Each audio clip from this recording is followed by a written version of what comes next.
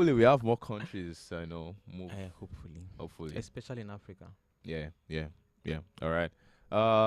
This week was not just layoffs. We also had startup Shut down. moving out of countries and shutting down as well. So Nopia EV, this is Kenya's first fully electric vehicle taxi service, has shut down its operations in the country. Why? Its major shareholder and parent company, Ecorant, based in Finland, declared insolvency. That's a ripple effect that has caused the startup to now shut down. All right. The service launched in 2018, and then it was called Nopia Ride. But now it eventually changed to Nopia Ride. And it has built charging network all over Nairobi after raising funds.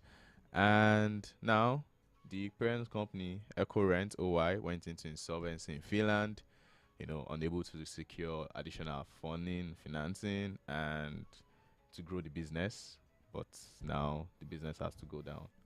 I mean, and that's not the only shutdown we had. Just yesterday, Safe Border announced they were leaving Nigeria. Why? The bike hailing space in Nigeria is not viable yet. It's not viable at all. Yeah. Not yet. Yeah. Especially because governments are banning bikes, and they are even specifying the kind of bikes that you should have. Some of them I don't even want it at all. Yeah. Like, leave the roads. So Safe Border is leaving Nigeria to focus on Uganda. All right. They also left Kenya. All right. To also focus on the Ugandan market. And it sucks, but we wish them the best going forward. Hopefully, we do. Sometime later in the future, we can have relaunches. Amen. Hallelujah. Yeah, moving on to something lighter. It's all bad news. Yeah, it's not all bad news. Yeah. All right, so we had the big guys in the music space this week. Spotify released its. Ruga and Buju. I don't know what you're talking about. Spotify released its most streamed artist in 2022 this week, and of course, you had the big guns in the list. You had the likes of Burna Boy, Ashake. Have you checked your list? Who made it? Chinwo.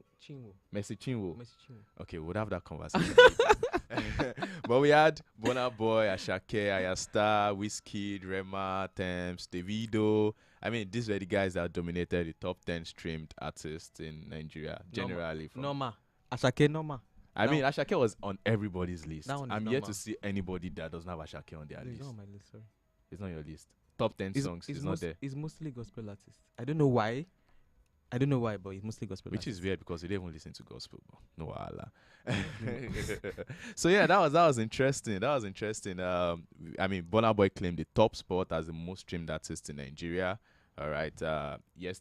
Last week, he was African Giant was the most streamed artist in Nigeria, but this year he came for the number one. All right. Ashake was a big revelation in 2022.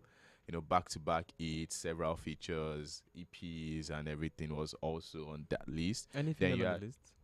Yeah, Ayasta. Oh, okay. Ayasta, the Maven, the Maven sensation was also on that list. I mean, and if you don't know any song from her, Bloody Samaritan. She's a bloody Samaritan. All Giving right. us the numbers.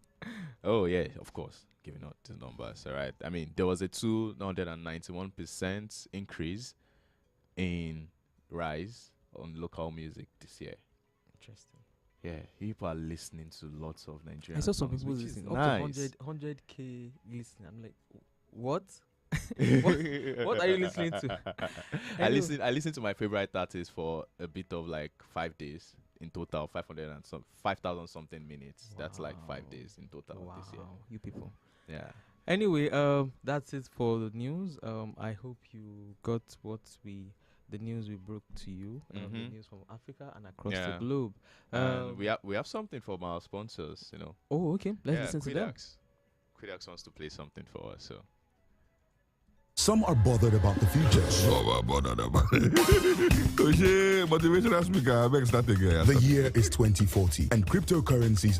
Which one is 2040 again? Guys, allow me to introduce you to my crypto buddy. Quidax makes it simple to buy, sell, and learn cryptocurrency. C'est fini. You've heard the dawn. Oh yeah, go to www.quidax.com to get started or download the Quidax app on your iOS or Android device to sign up now. Quidax, your crypto buddy. Show your phone again. Oh yeah. Yeah, that was some Quidax, our friends. All right, and yeah. So yes, the conversation today is on TikTok. and online safety.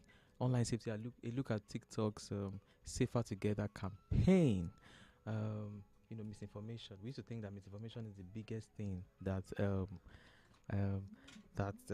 the social media space should be bothered about. But yeah, there are other bigger things. But when we talk about misinformation, we are usually talking about our parents and WhatsApp broadcast. Yes, they don't even read it. They just send it to you and be like, "Oh, mommy, look at it, oh, read it, watch the video."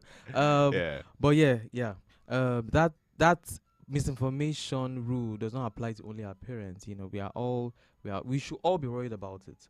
But as I said earlier, that's not all that is we should be bothered about. There is cyberbullying, there's trolling, hate speech, and there's political manipulation, especially as Nigeria's election seasons are coming closer, right? So a lot of people come thinking that they are the saviors, but we know, some of us know what they are up to. Yeah. So the big question here is, what are social media platforms doing about this trend? What are they doing? We've had and the Technext has covered stories of announcements of by Twitter and Meta to combat misinformation and trolling. And we know that TikTok is also, continuously tries to build a safer environment for its community. That's why it launched the Safer Together campaign at a media event hosted in Lagos on Thursday, November 24. So the Safer Together initiative is the first safety campaign by TikTok in sub-Saharan Africa. Thank God, hallelujah. It aims to empower creators, parents, teachers, and guardians with knowledge of TikTok safety features to ensure a positive in-app experience for everyone. To help us understand this, we have somebody, as we mentioned, who is going to help us understand. Who is going to help us understand what the Safer Together campaign is all about, and his name is Fortune Ingwili Sibanda. I hope I pronounced that well. He's the Public Policy and Government Relations Director for TikTok Africa. Fortune represents ByteDance and TikTok externally, and working with sub-Saharan Africa policymakers, private sector partners, non-governmental organizations, and other stakeholders on issues of policy, online safety, and cyber security, intellectual property, e-governance, content policy, the digital economy, and other technology-relevant public policy concerns. That's a lot. Yeah. He's going to tell us how he combines all of this. Hello, Fortune.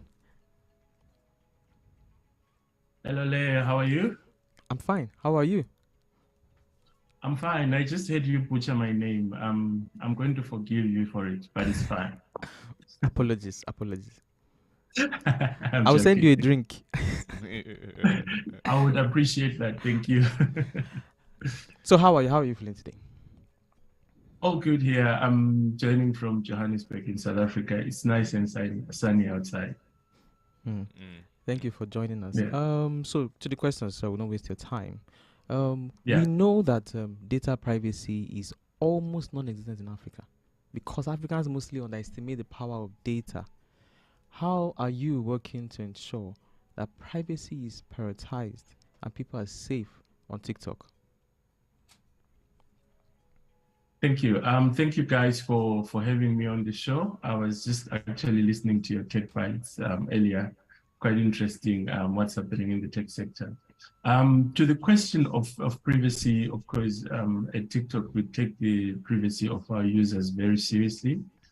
We have a combination of policies and technology that we've invested in to help users protect their privacy. So, for example, we have a privacy policy that we have on our website. Is publicly available. It goes into detail about the kind of data that we collect from you.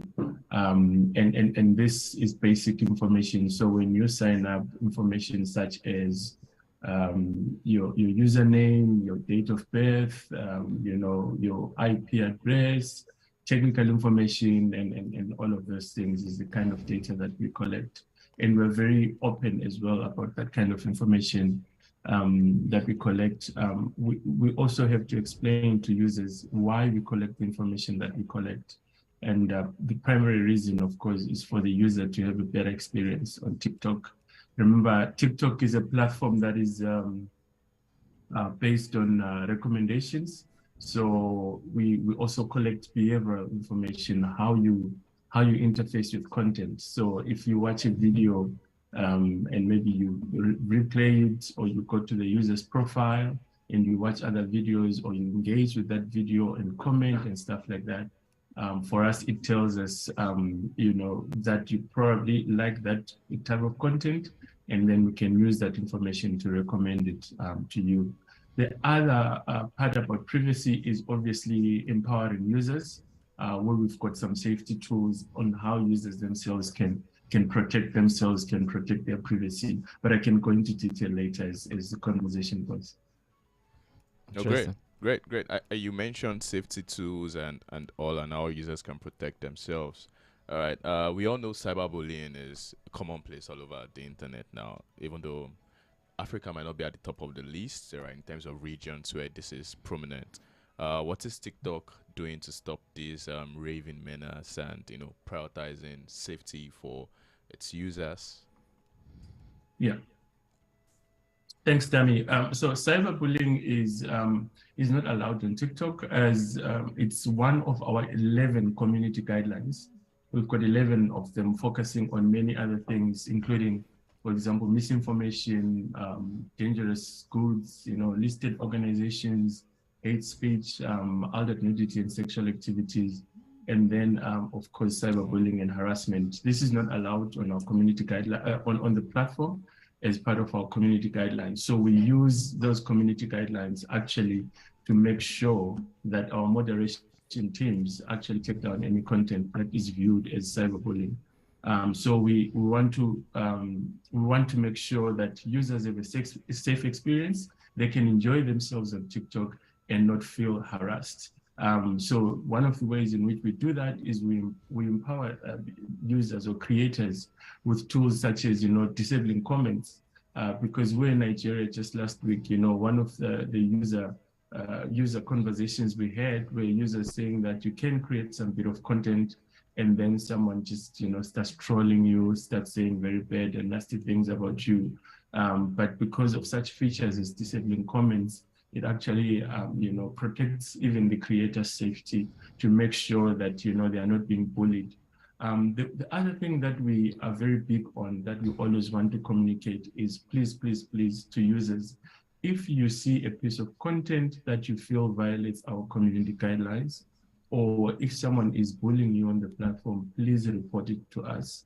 There's a team that works 24/7 around the clock all over the world that is precisely waiting for these reports, so that they can take down this content, or in some instances actually, sanction the person who's committing the bullying. So there's quite a lot of opportunities to clean up the platform of cyberbullying. Interesting. Yeah, really interesting reports. So tell us, what kind of agreements do you have with African governments, to protect intellectual property? We don't have any agreement with any government, whether in Africa or anywhere in the world. But what's important is that TikTok respects the laws of the countries we operate in, right? So if we come to Nigeria, and Nigeria has got copyright laws and intellectual property laws, definitely we comply with those laws no matter what they say. So I know, like in most countries, it's very important that creators of content are protected, that their content is not shared, illegally or pirated, and we make sure that we apply those laws as well.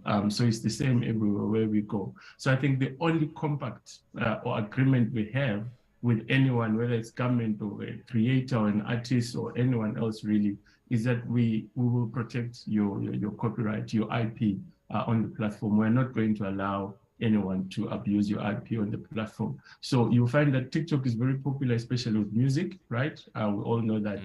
True. All the music that is played on TikTok and is used for, for people dancing or doing challenges and stuff like that is licensed. So we have a music team that actually talks to these artists and their representatives to license that content, so that artists actually can get, money for their creations.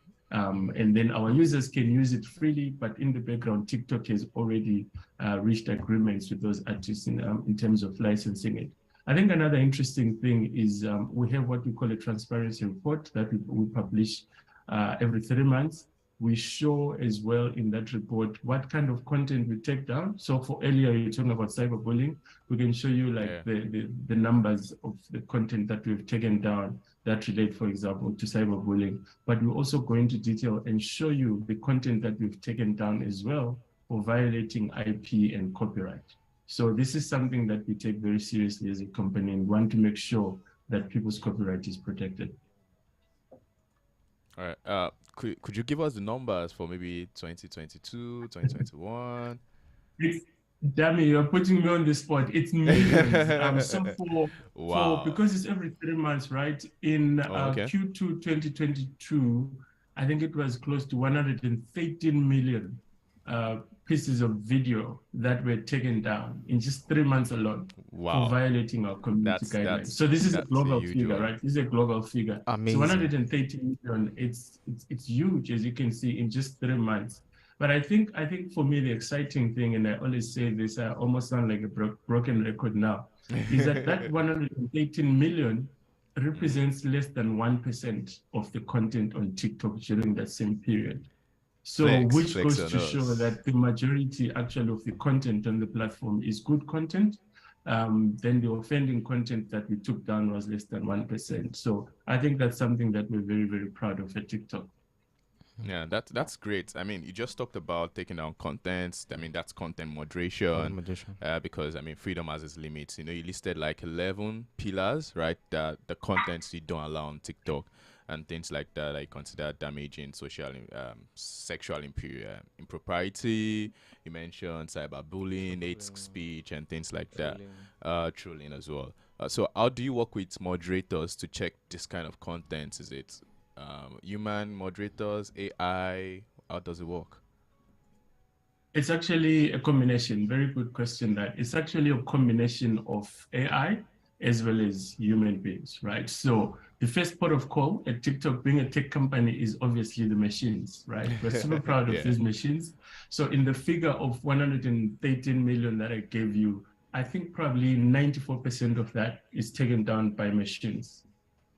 So they are the first port of call, and they have intelligent learning models. So the more they take down content, the more they get used to different kinds of violations, the more intelligent and the more efficient they become. So they're constantly in training and learning mode. So we do take down the majority of it using our algorithms. And then afterwards, we then have human beings, right? So human beings now come in for context, right? A human being would be able to understand if this is maybe parody or if this is a joke and stuff like that. They can now start to apply those sort of rules. Or, for example, human beings can understand slang, right? They can understand local languages. Maybe the machine may not have been able to apply some of those rules when taking down content. So human beings then come in at the second stage, and they then apply all that local language expertise and context and everything else to take down the rest of the content. The user is still very much a key part of taking down content at TikTok. So even if there's some content that may escape our systems, right, we still encourage the user to report a video, right? Report it to us so that we can know that, for example, a video like this in Nigeria is a no-go because maybe it constitutes hate speech, and then we'll fit this into our systems and learn for the future so that, we then improve our systems of moderating as well. So the user at the end of the day is still a very key part of cleaning up the platform. Great. That makes AI sense. powered. Yeah. So I think I'm the government person. So the next question is, so we know that government eyes other platforms like Facebook, Twitter, Instagram, and we don't hear so much about government and TikTok. But are there policies that affect TikTok, government policies that affect TikTok in any way? Yeah, definitely. Literally, all policies, they affect, all platforms equally. So, for example, in Nigeria, there is the code of conduct for platforms that was recently gazetted by NIFTA. This is a code of conduct that has been in the works, I think, for the past 6 months or so. And we had some opportunities, although we wish there could have been more, we had some opportunities to actually give feedback and input on it. We still think it can be improved because there are still a lot of problems in that code of conduct. But understandably, as regulations, it's work in progress. At least that's the spirit of what NITA told us. We will keep refining it to make sure that, first of all, it does not criminalize you for operating a service, right? Remember, what we always say to government actually is that, remember, when you do regulations or policies, do not regulate with a specific platform in mind. Because as you know, the tech sector changes quite a lot. 5 years ago, we didn't know if there was going to be TikTok, right? So if you now start a policy aiming at TikTok, you don't know what 5 years from now it's going to look like. So you must regulate with the future in mind, which is what we call, future-proof regulation. And it must be regulation that seeks to grow the industry instead of hamper. Think about the digital economy in Nigeria, think about the creative sector in Nigeria. So if you say in your earlier conversations, you're talking about how artists are making it big in Nigeria and globally, a lot of that growth is actually attributable to platforms like TikTok, where they can showcase their talent and reach more audiences. So we try to always remind them that these are important things that they have to take in mind. Right now, I know the government is working on a data protection bill. We hope we'll have opportunities again to input into that bill. And most of the times when we make inputs, we want to emphasize global best practices. We are not afraid of legislation. We are not afraid of rules or regulations, but these should be future-proof and these should be global standards to make it easy for all of us to operate in Nigeria and not to hamper it. Yeah, I think the interesting part is where you said you are having conversations with them. So you're not waiting for the regulations to drop, then your cut pants down. Exactly. Yeah, that's a very good one. Okay. Yeah. So Nigeria is a very big space for social media in Africa, and in a few days, less than 100 days or thereabout, it would be having elections. Okay. I know you mentioned AI, human moderators, people, the community itself, TikTok community reporting content and things like that. How these three parties, what are the active steps you're taking to ensure that fake news, as elections draw very, very close, are not becoming a mainstay on the platform? Indeed. When it comes to elections specifically, TikTok has actually got an elections integrity team. So these are people that work around the world globally to make sure that, we protect the integrity of the elections. And by that, what do we mean? We want to make sure that people get accurate information on such important things as elections. We do not want the platform to be, a hotspot for bad information, malinformation, misinformation, on civic processes such as elections. So what we then do as part of that elections integrity team, we've got proactive campaigns that we do on the platform itself, on TikTok. We create normally what we call an elections hub. This elections hub is like a one-stop shop for everything that's election related in a specific country, whereby we will give you information on what's the date of voting. Sounds like very basic information, but it's super important information, especially for people that may not have other sources of information. What is required on voting day? How is it going to go? So that the user or the citizen can prepare themselves. And I know right now in Nigeria, there is, I know INEC launched a new voting system, the biometric voting cards.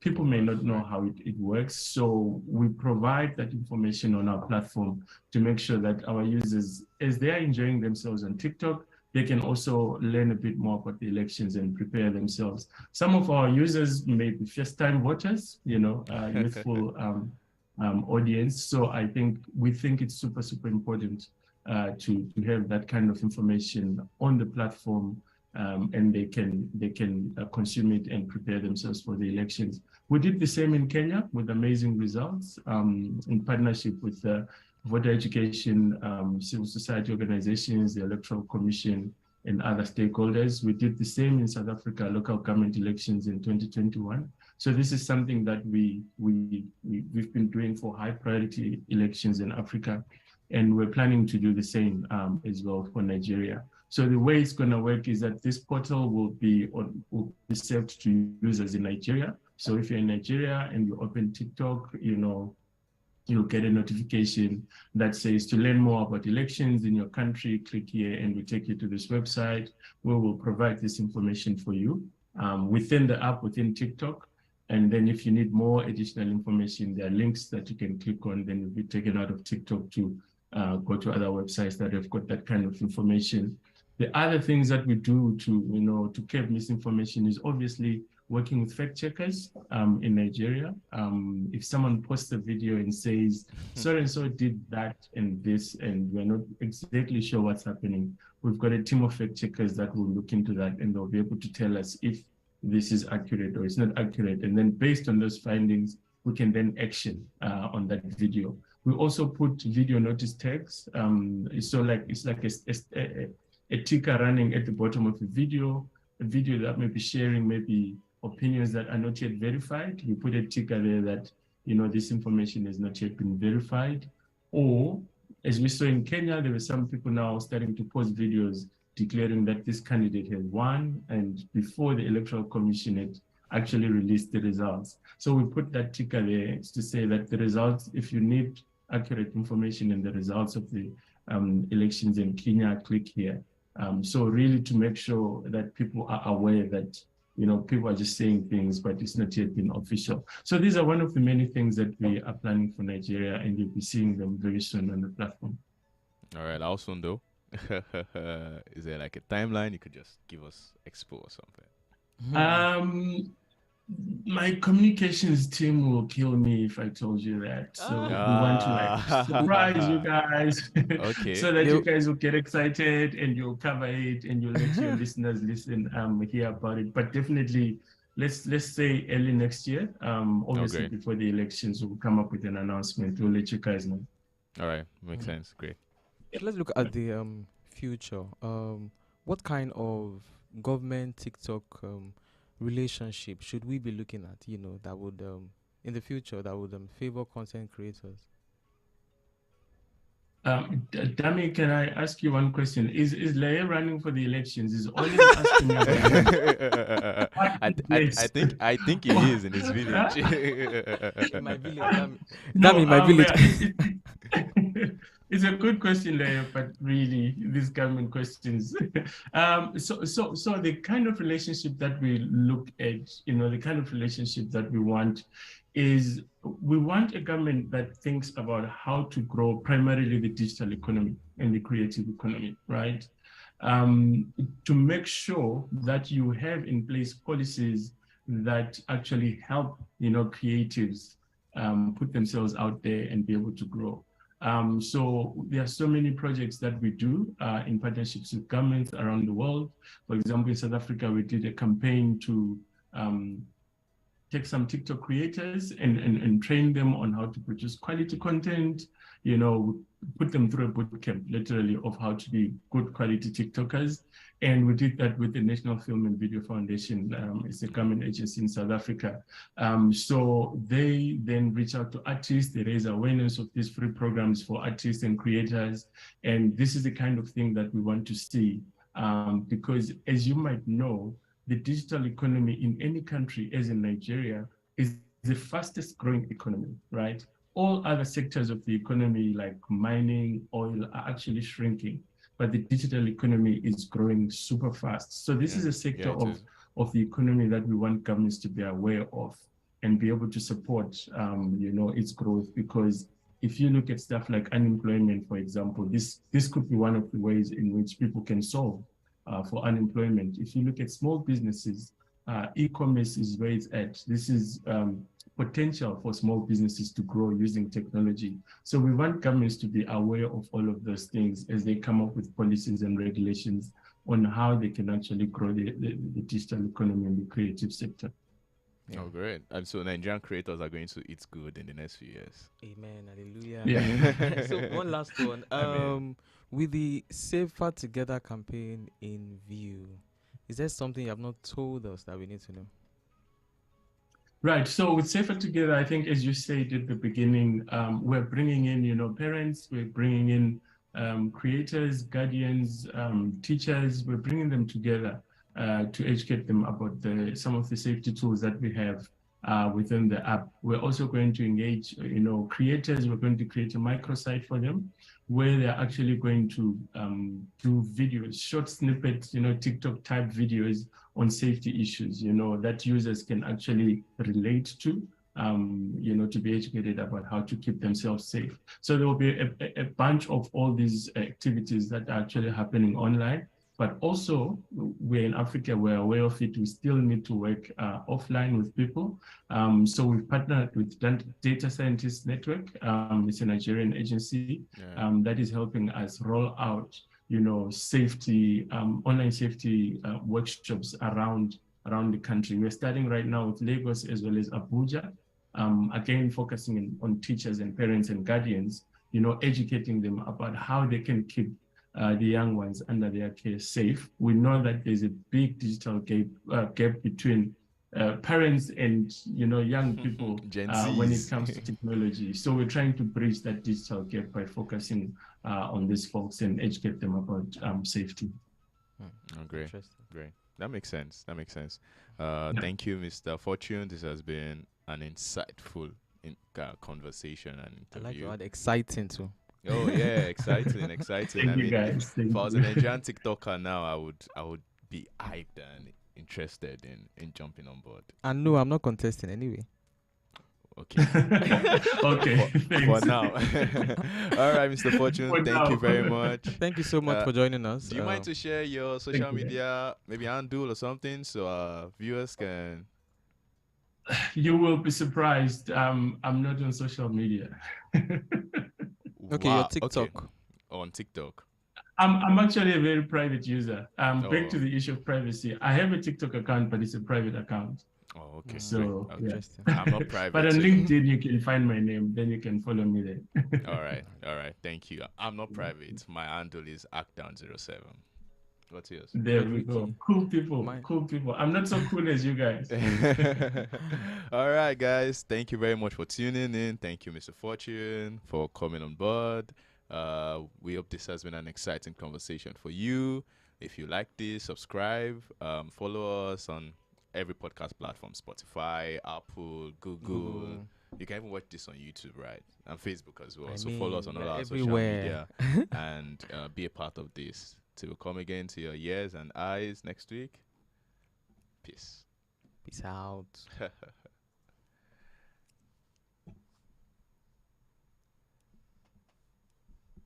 Right. Thank you, guys.